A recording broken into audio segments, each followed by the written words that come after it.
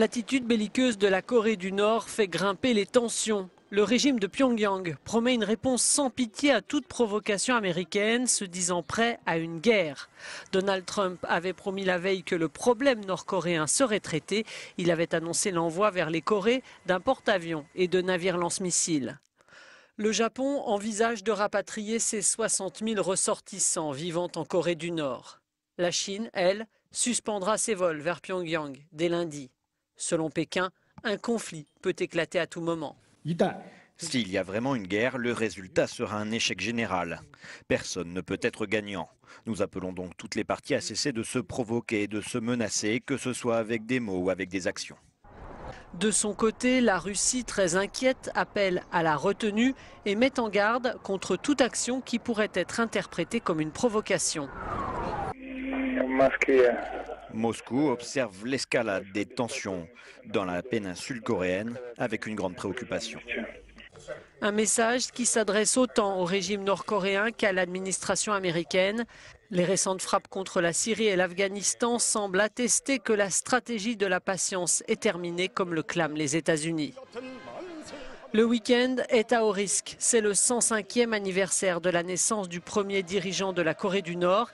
Et à cette occasion, Kim Jong-un pourrait procéder ce samedi à un nouveau tir de missiles balistiques ou à son 6e essai nucléaire.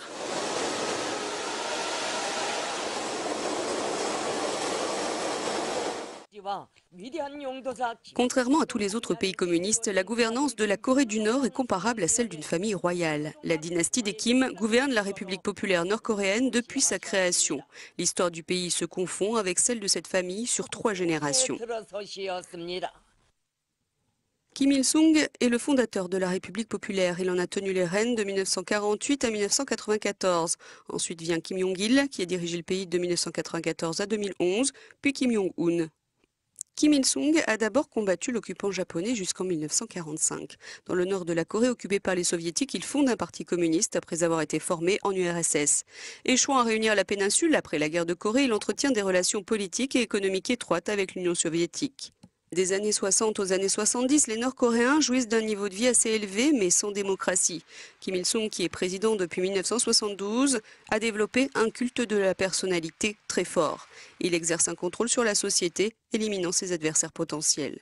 Au début des années 90, il était déjà perçu comme une menace par la communauté internationale. Il meurt en 1994 et son fils aîné, Kim Jong-il, prend la relève. Sous sa direction, le pays connaît des famines. C'est en grande partie dû à sa mauvaise gestion économique. Le bilan en matière des droits de l'homme est également dénoncé par les ONG qui classent le régime parmi les plus répressifs au monde. Son leadership est perçu comme encore plus autoritaire que son père. Kim Jong-il a renforcé le rôle de l'armée. La Corée du Nord est aujourd'hui le pays le plus militarisé au monde avec près de 9,5 millions de personnes engagées sur un total de 24 millions d'habitants. En 2003, il quitte le traité de non-prolifération des armes nucléaires. Les rumeurs concernant son état de santé ont commencé en 2008. Il est mort en 2011. Il avait désigné son fils Kim Jong-un pour lui succéder au début des années 2000, mais on a peu de détails sur sa jeunesse. Né en 1983 ou au début de 1984, il est allé à l'école en Suisse et ensuite étudié à l'université en Corée du Nord. Sous sa coupe, le pays continue sa politique étrangère agressive. En interne, il aurait ordonné l'assassinat de plusieurs personnes, dont son oncle et son demi-frère.